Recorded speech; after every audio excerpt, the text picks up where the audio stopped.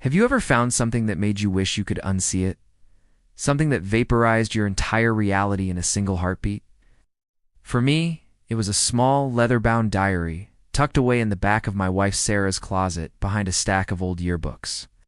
The air in our Chicago brownstone was still and quiet, the kind of 3 a.m. silence that feels heavy.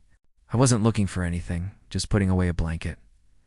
My fingers brushed against the worn leather. Curiosity is a dangerous thing. I opened it, and the first line I read wasn't just a sentence. It was the starting pistol for the demolition of my life. It read, "He has no idea who I really am, and that's the only thing keeping this marriage bearable." The he was me, and I was about to find out just how little I knew. If you genuinely enjoy our stories, please subscribe to the channel. Tell us where you're from, what time it is right now. It's always fascinating to know how far our story flows. The diary was a roadmap to a life I was never a part of. Sarah, my wife of 8 years, the woman I'd built a home with on a quiet street in Lincoln Park, was a stranger. The entries detailed a long-running affair with a man named Mark, a wealthy developer. They weren't just sneaking around.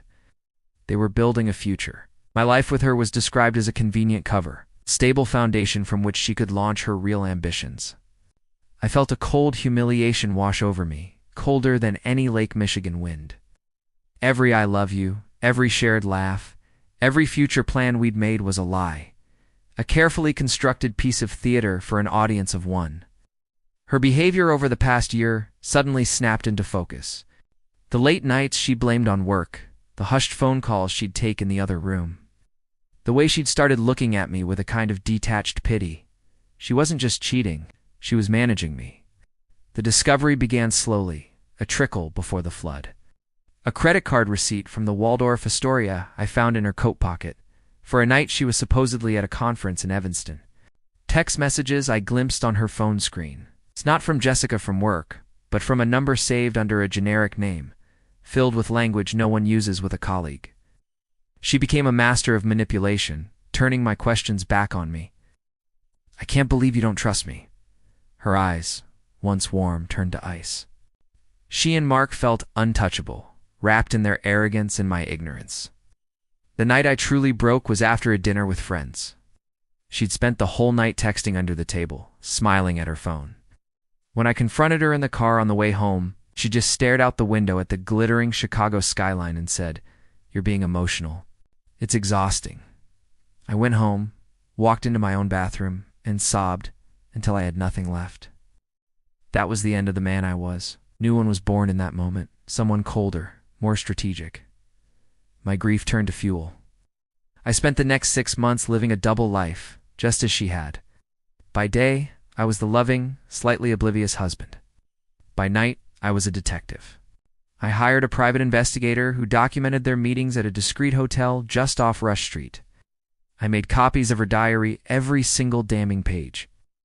I accessed our shared financials and meticulously tracked the money she was siphoning into a private account linked to a down payment on a condo they planned to buy together.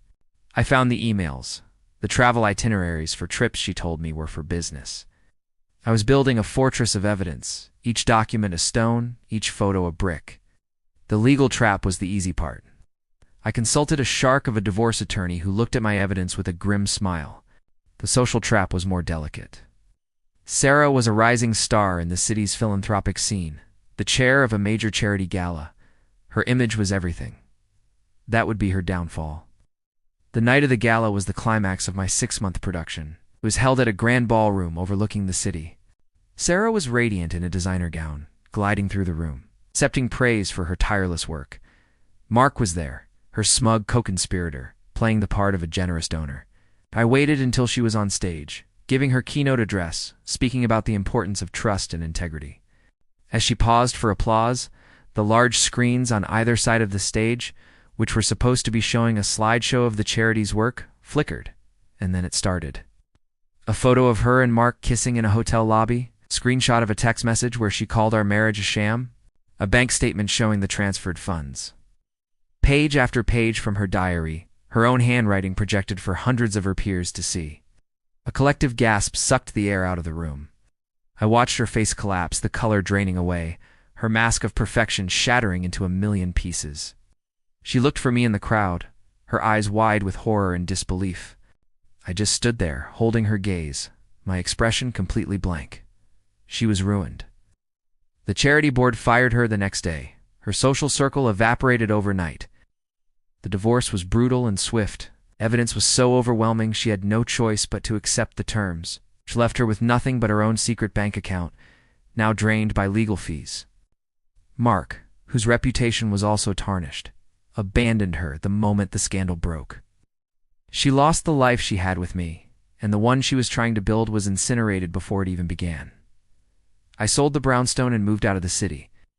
I never saw her again, but I heard she left Chicago, stripped of her money, her reputation, and her future. Sometimes late at night, I think about that leather diary.